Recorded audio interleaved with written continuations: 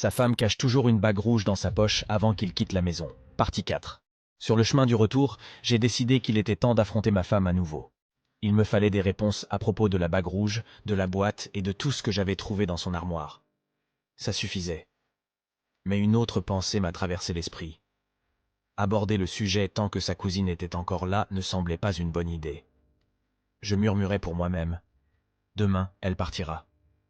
Ensuite, j'affronterai ma femme. Cette affaire doit rester entre nous, pas entre étrangers. Quand je suis rentré, c'est la cousine qui m'a accueilli en premier. La façon dont elle souriait et s'était habillée me mettait mal à l'aise. Je l'ai ignorée et me suis dirigé directement vers la chambre. Je me suis arrêté, choqué. La même bague rouge, posée tranquillement sur le lit. Attends, qu'est-ce qu'elle fait ici? N'est-ce pas la même bague dont je t'ai parlé? Tu l'as niée en criant « Dieu m'en préserve !» Alors, tu es derrière tout ça depuis le début? Elle continuait de regarder son téléphone. Si tu ne me dis pas ce que signifie cette bague, je prendrai une décision très forte, ai-je aboyé. Elle a levé les yeux, calme. Une décision forte? S'il te plaît, tu t'entends parler?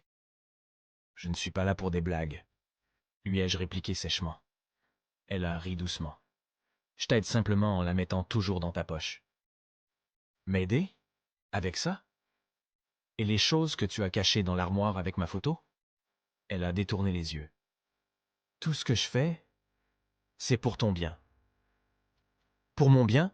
Ai-je crié. Alors pourquoi me le cacher? Pourquoi faire semblant? Nous avons commencé à nous disputer. Les voix se sont élevées. Des mots ont été dits qu'on ne pouvait pas reprendre. Frustré, je suis sorti dans le salon, les poings serrés. Ce soir-là, je me suis dit, demain j'appellerai sa famille. Ça dépasse mes forces. Quand je suis revenu dans la chambre, elle était allongée, faisant semblant de dormir. Demain, ai-je dit calmement. Tu m'expliques tout ça ou tu t'en vas? S'il te plaît, murmura-t-elle en se tournant. Ne dérange pas mon sommeil. On en parle demain. J'ai soupiré et suis sorti à nouveau, agité. Mon esprit était en ébullition. Quelques instants plus tard, sa cousine est sortie discrètement. J'ai entendu vos voix, dit-elle doucement. Ne prends pas de décision dans la colère. Calme-toi, s'il te plaît. Sa voix était douce, presque apaisante. Elle posa une main sur mon épaule et murmura. Ça va aller. Respire un bon coup. J'ai pris une profonde inspiration, essayant de me détendre. Regarde, tu as faim, dit-elle doucement. Laisse-moi te préparer quelque chose. J'ai hésité, puis hoché la tête. Elle se dirigea vers la cuisine, jetant un regard en arrière. Et je me suis retrouvé à la regarder. Elle sourit faiblement. Pourquoi ne viens-tu pas à la cuisine? On discutera pendant que je prépare quelque chose de spécial, chuchota-t-elle. Je ne sais pas ce qui m'a pris. Je l'ai suivie. La cuisine était calme, seulement le bruit de sa voix et de la cuillère tapotant contre la casserole. Puis, soudainement, elle s'arrêta, se tourna vers moi, et nos yeux se rencontrèrent. Tout s'est tu. Elle s'est approchée. J'ai fait de même. Et avant que je ne m'en rende compte, tout a changé. Je n'avais jamais voulu que cela se produise, mais cette nuit-là, tout a basculé. Cela a commencé si soudainement, un moment de faiblesse que ni l'un ni l'autre n'avons pu arrêter. Je ne sais pas ce qui m'a pris. La cuisine était calme, son toucher était chaud. Et avant que je ne m'en rende compte, tout est devenu incontrôlable. Quand c'était fini, je suis resté figé. La réalité m'a frappé de plein fouet. La culpabilité m'a englouti. Je me suis reculé, respirant lourdement. Elle sourit faiblement et murmura « Oh, allez, ce n'est pas si grave. Personne n'est parfait. De plus, ta femme n'a pas besoin de savoir. » Sa tranquillité m'effrayait plus que l'acte lui-même. Je suis resté là, sans voix. Puis, j'ai hoché la tête faiblement. Peut-être avait-elle raison, me suis-je dit. Personne n'est parfait. Elle sourit à nouveau. Laisse-moi te servir le repas, dit-elle doucement. J'ai forcé un sourire, mangé en silence. Puis je suis allé me coucher. Ma femme était allongée, les yeux fermés, ou peut-être faisait-elle semblant.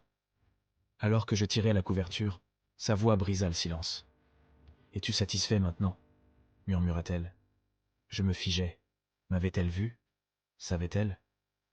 Je... je ne comprends pas ce que tu veux dire, balbutiai-je. Rien, murmura-t-elle. Dors bien. Je n'arrivais pas à fermer les yeux. La culpabilité était insupportable. Le matin, j'étais toujours agité. Je me suis habillé pour le travail en silence. Mais alors que je tendais la main pour prendre mes clés de voiture, elle apparut à la porte, tenant la même bague rouge. Mets-la dans ta poche, dit-elle calmement. Bientôt, tu comprendras pourquoi. J'ai voulu refuser, mais je n'ai pas pu. Je l'ai simplement prise. Peut-être que la culpabilité m'a rendu faible, que c'était la peur. En sortant, sa cousine m'a souri tendrement. Passe une merveilleuse journée, dit-elle. J'ai hoché la tête, faisant semblant d'aller bien, et je suis parti. Mais je n'allais pas bien. Je n'arrivais pas à me concentrer au travail. Je repensais sans cesse à son toucher, à ses mots. Quelque chose à l'intérieur de moi en voulait plus, quelque chose de sombre et étrange. Les jours sont devenus des semaines. Nous nous sommes revus, secrètement, dans des hôtels, dans des coins de la maison, comme deux personnes à la recherche du danger. Et chaque matin, ma femme me donnait toujours la bague rouge. Jusqu'à un matin où le chaos éclata. Je me suis réveillé, entendant des cris, deux voix qui se heurtaient dans le salon. J'ai couru dehors. Ma femme et sa cousine se crièrent dessus. Elle doit quitter cette maison aujourd'hui, hurla ma femme. Je ne vais nulle part, répliqua la cousine. Je suis resté figé. La cousine sortit en trombe et ma femme se tourna vers moi, les yeux enflammés. Elle doit partir. Je ne la veux plus ici. J'ai essayé de demander pourquoi, mais elle m'ignora. Plus tard dans la journée, au bureau, mon téléphone sonna. C'était elle. Sa voix était calme. Trop calme.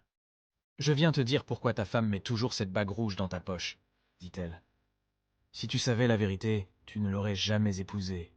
Et une chose encore, je suis enceinte de toi. Mon monde s'est arrêté. J'ai laissé tomber le téléphone.